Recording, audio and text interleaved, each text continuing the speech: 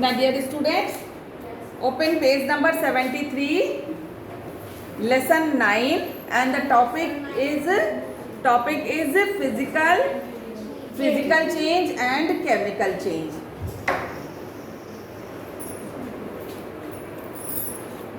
So matter also undergoes some changes like physical and chemical. तो सबसे पहले तो आपको ये समझना है कि what is physical change and what is chemical change. Physical change क्या होता है? Physical means जो appearance होता है, जो बाहर से जो दिखता है, that is known as physical. ठीक है ना? जैसे अब ये बुक है, ये फिजिकली आपको कैसा दिख रहा है? ये वाइट पेपर है, इसके ऊपर ब्लैक से प्रिंट किया हुआ है. दिस इज फिजिकल, है ना? ओके. तो फिजिकल चेंज क्या हुआ? अगर इस पेपर को किसी भी तरीके से और अगर हम चेंज कर देते हैं तो उसमें क्या चेंज होगा? अगर वो मटेरियल क्या पूरा पुराने जैसा ही दिख रहा है, वो पेपर ही दिख रहा है, या कुछ नया चीज़ बन गया है? हाँ.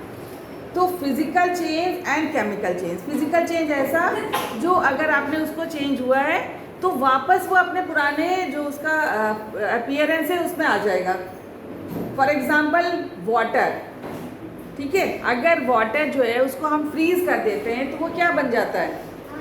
आइस बन जाता है. लेकिन अगर आइस को फिर से हम मेल्ट कर देंगे तो क्या बन जाएगा? वाटर. तो this is called physical change. उसके केवल ना उसके रूप में, मैंने वो दिखने में वो चेंज हुआ है.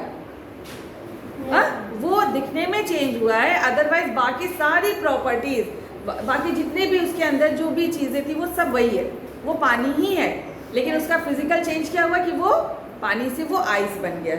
क्लियर? और इसका सेकंड एग्जांपल क्या होता है? वैक्स देखा है आपने? मोमबत्ती, कैंडल देखा है? हाँ? तो कैंडल जब मेल्ट होती है तो वो कैसा हो जाता है? लिक्विड, पानी की तरह हो जाता है. और वो जब ठंडा हो जाता है तो फिर वैक्स हो जाता है.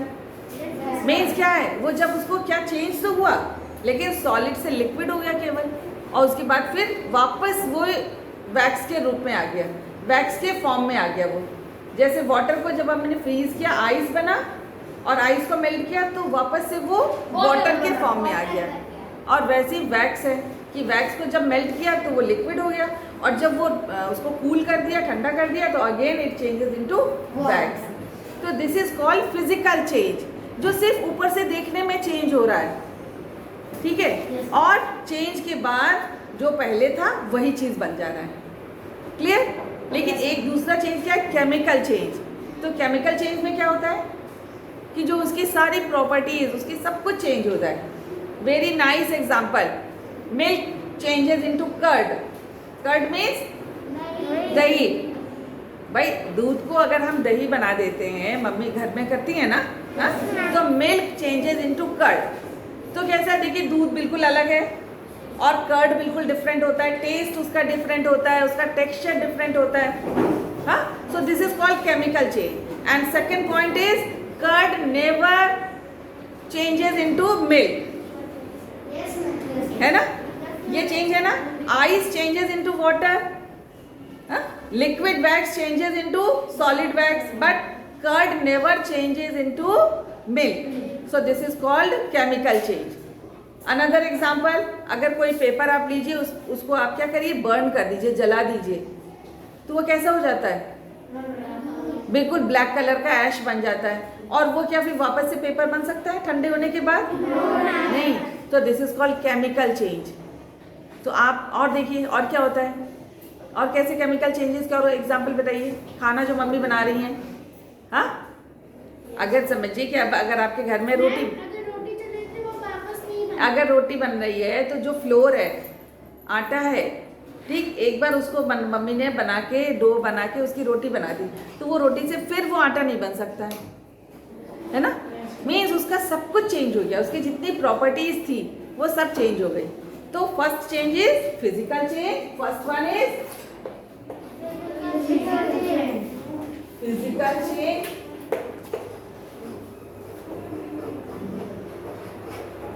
and second one is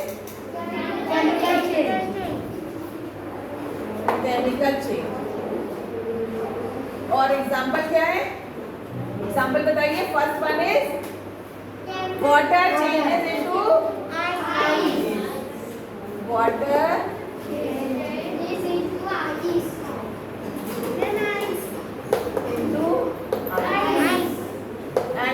one is, second example is na liquid wax. Wax changes into liquid. Wax changes into liquid. Liquid wax. Clear? तो ये जब इसका रिवर्स कर देंगे तो ये फिर वापस आ जाएगा. आइस को अगर मेल्ट कर देंगे वापस से वाटर बन जाएगा.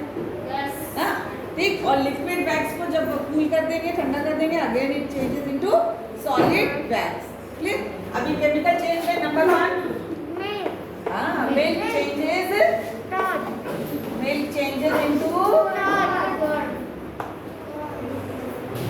into curd. And second example is burning of paper. Burning of paper. So many examples are there for chemical change, but 2 examples are enough to understand. Okay, so physical change and chemical change. Understand everything?